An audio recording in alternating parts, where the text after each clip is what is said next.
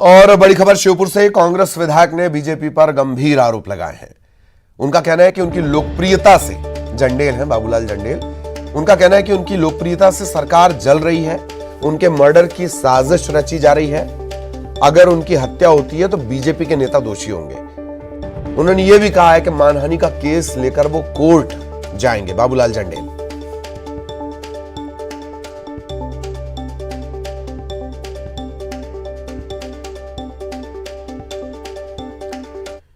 चल रहा है कि बीजेपी का नेता कर रहे हैं और मेरा मर्डर कराने के लिए ये कुछ 2-5 लोग पूरी तरह से लगे हुए हैं कि बाबू जंडेल की हत्या ही जरूरी है। जनता उसके साथ लग चुकी है। अगर ये ऊपर वालों ने मेरी अगर लिखा होगा तो हत्या हो सकती है। पर मैंने पता चला कि इसमें एक मीटिंग हुई कल रात भी, उसमें 10-12 लोग थे, उसमें 1-2 नेता हमारे भी थे और वो मीटिंग कर रहे हैं, हत्या कराने का ही प्रयास कर रहे हैं। अगर मेरी हत्या हुई तो इसका दोषी बीजेपी के नेता होंगे और जो मेरे मोबाइल के खिलाफ लग रहे हैं, मैं कोर्ट में जाऊंगा और मेरी मानहानि का मैं उनके खिलाफ दावा डालूंगा। मैं बहुत दिन से देख रहा हूं कि उनको चैन नहीं आ रही है, उनको नींद नहीं।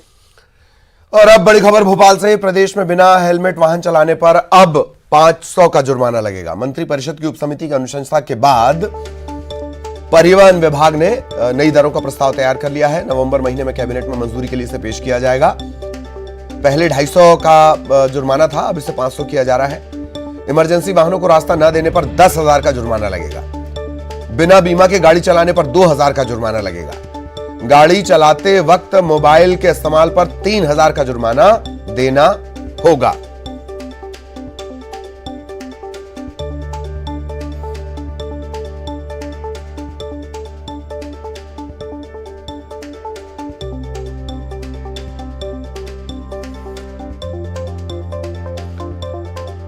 सहयोगी शैलेंद्र इस वक्त हमारे साथ जुड़े हुए हैं। शैलेंद्र, नई दरें और अच्छी खासी लगभग डबल जैसी बढ़ोतरी इसमें की गई है।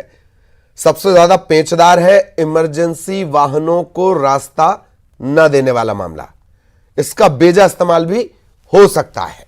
शैलेंद्र। बिल्कुल बिल्कुल, आपने ठीक कहा कि जिस तरीके से मध्य प्रदेश में हादसे लगातार बढ़ रहे हैं और ऐसे में बहुत आवश्यक हो जाता है कुछ हादसों को रोकने के लिए।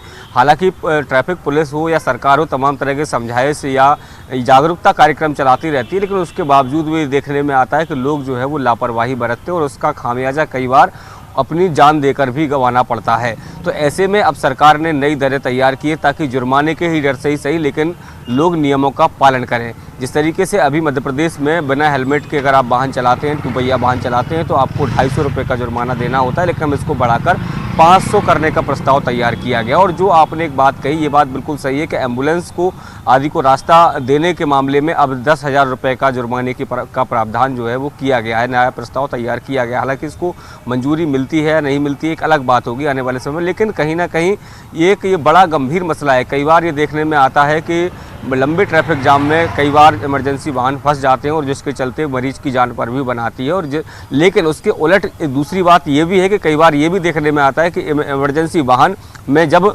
कोई बीमार व्यक्ति नहीं होता है उसके बावजूद भी सायरन बजाकर उसको ले आया जाता है। तो ये दोनों चीज़ें जो हैं एक दूसरे को विरोधाभास की तरह है, लेकिन इस पर सरकार को बहुत तत्परता से कहें या बहुत सजगता के साथ काम करने की आवश्यकता होगी कि आखिर किस वाहन को इमरजेंसी वाहन माना जाए। क्योंकि जैसा कि मैंने कहा कि बिना बीमार व्यक्ति को लिए जब एम्बुलेंस जा रही होती उस समय भी सायरन बजा रहे होते और ऐसे में उन पर भी कहीं ना कहीं कोई कार्रवाई का प्रावधान बनना चाहिए कि यदि आपके पास व्यक्ति नहीं है, यानी बीमार व्यक्ति नहीं हो और उसके बावजूद भी आप लेकर सायरन बजा रहे हैं। तो इस तरह के तमाम जो प्रस्ताव हैं वो अभी तैयार किए गए हैं, लेकिन इसी महीने के में कैबिनेट की बैठक में इन प्रस्तावों को रखा जाएगा और उसके बाद इन पर अंतिम मोहर लगेगी। जी बिल्कुल बिल्कुल, ये भी उम्मीद की जानी चाहिए कि मेम साहब अगर भाजी लेने जा रही हैं तो वो इस सायरन का गलत इस्तेमाल ना कर लें। बहुत बहुत शुक्रिया आपका इस तमाम जानकारी के लिए। शैलेंद्र हमारे साथ जुड़े हुए थे।